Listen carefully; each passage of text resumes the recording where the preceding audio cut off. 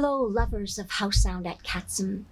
My name is Pauline Le Bel, and I invite you to join me as I read a few excerpts from my book, Whale in the Door, A Community Unites to Protect BC's House Sound.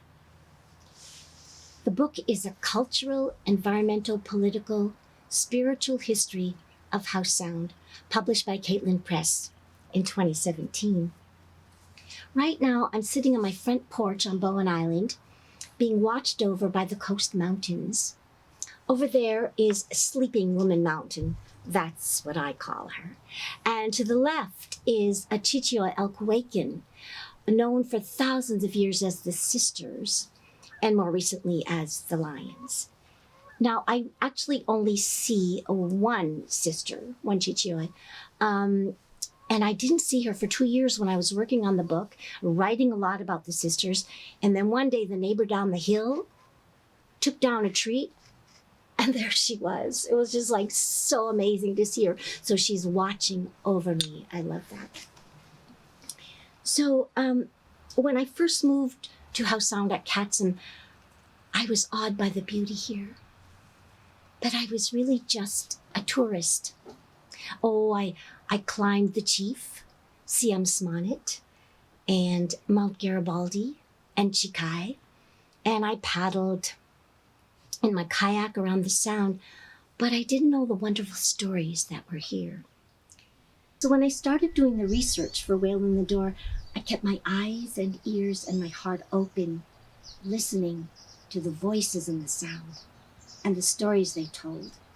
The scientific stories, the stories of the Squamish Nation, the stories told by the glaciers, the forests, the salmon, and these stories wove themselves into the book. At the very beginning of Whale in the Door is at Katzum's invitation. Here's what she says. Welcome, all you who long to explore, to be reconnected to the wild. I welcome you into my home. Pull on your gumboots, your hiking boots, go barefoot if you dare, and paddle my waters, wander my rocky paths, climb my precipitous peaks. You won't need Wi-Fi here. I offer you a deeper connection. Let the sounds of my wildness guide you, the silver song of Shannon Falls, the primeval cry of the great blue heron, the siren call of the Squamish wind. You may not understand everything you see and hear. That's to be expected. You have to stay in one place long enough before the spirits of the place will speak to you, before you begin to comprehend the dreams of the wild. Listen. Listen to the stories told by my volcanoes, my glaciers, my forests, my rivers, my people. The rooted people, the winged people, the swimming people, the six-legged, the four-legged, and the two-legged. In this place, you may come to understand the meaning of your own life.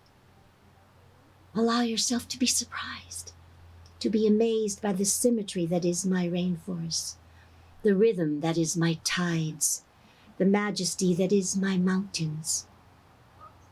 Allow yourself to weep for the frayed edges, the mighty stumps in my forests, the creeks that no longer flow to the sea.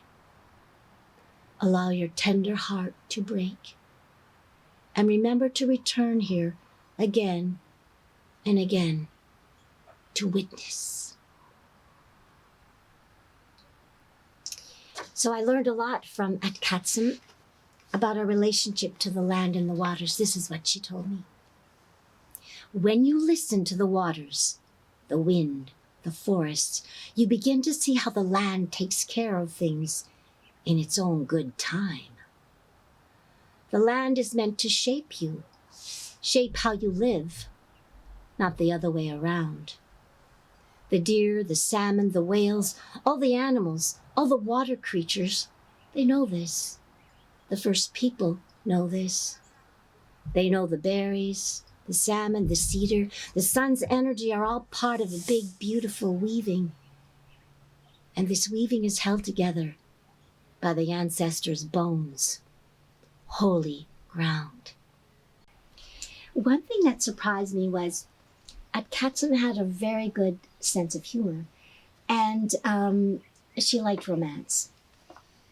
This is what she said about the romance in her waters. There's a lot of romance going on in my waters. That's what makes my world go around. Well, not too many people writing novels about it, but it's something to behold, especially the whales. The water might be chilly, but it does not affect their orca ardor. There is a long courtship. There's kissing. There's dancing, a slow and passionate water ballet. There's cuddling, lots of cuddling. They're mammals, after all. And for my last excerpt, this is what Katzen taught me about community. People have to work on this together.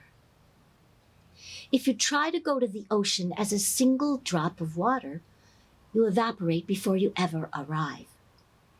When you go as many drops, as a river, as a community, you are sure to arrive at the ocean.